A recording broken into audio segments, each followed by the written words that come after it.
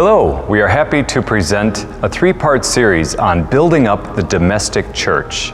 The domestic church, of course, is the family, individuals at home, and it's there that we learn to pray, to serve, to love, and then we bring that to the wider church.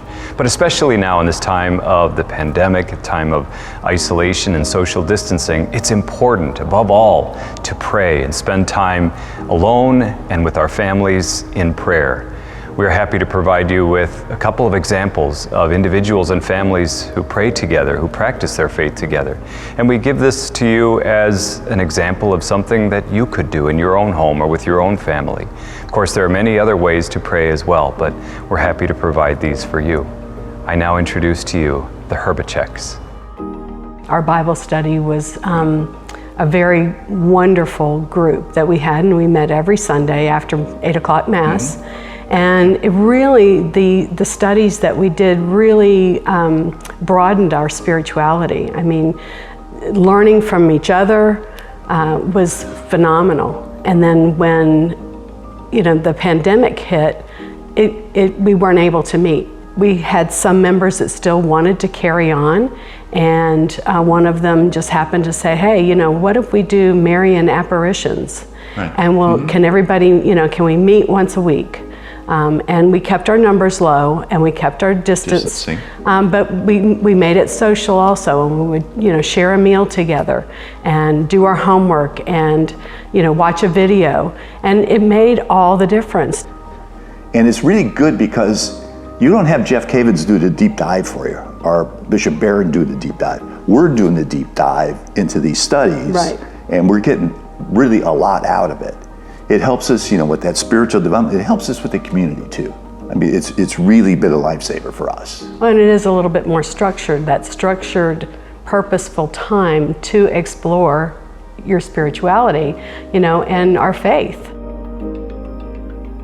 We say grace every meal.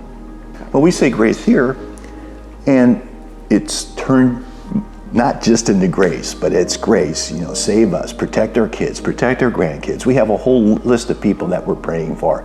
So grace now is turned into kind of like a before meal prayer session. Right, just to remember those who do need prayer, and we all do. So prayer, protection, healing, there's so many things. We get out a lot, and we find that our parish is open. And we swing in for a 10 or 15 minute visitation. Right. We come in, we say prayers, we light a candle to the Blessed Virgin Mary, and we leave. And to us, we get back in the car, and it's like we've just been spiritually grounded again. Yeah.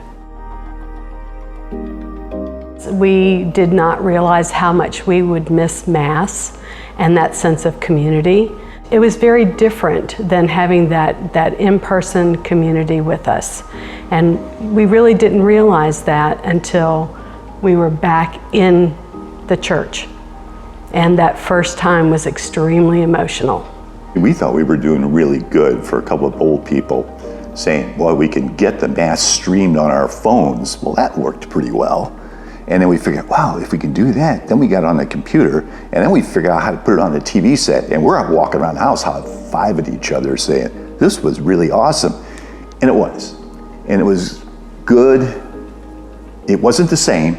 We would do Mass and things like that, but when they opened it up, we had to be like number one and number two, getting back in line. And to Liz's point, the first time I received the Holy Eucharist, and even to this day, I still have kind of a quiver in my throat. And even every Mass now, you don't realize what you had until it's gone.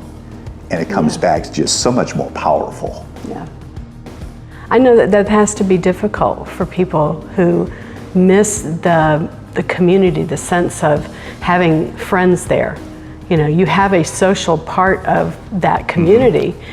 That you check on people, or you haven't seen people, or we do socialize with people that we go to Mass with. It's one of those, wow, you don't realize how much church is a part of your life.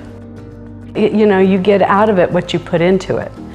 And for years, when you're just kind of well, it's Sunday, I've got to go to Mass, or gee, I can go Saturday, and I spend my hour and then I'm gone. And it's that old Sunday Catholic kind of thing. Well, it's more than that. Your spirituality is much more than that. And you can't wait for other people to give that to you. You need to explore. You need to delve into subject matter and research yourself. This is your faith.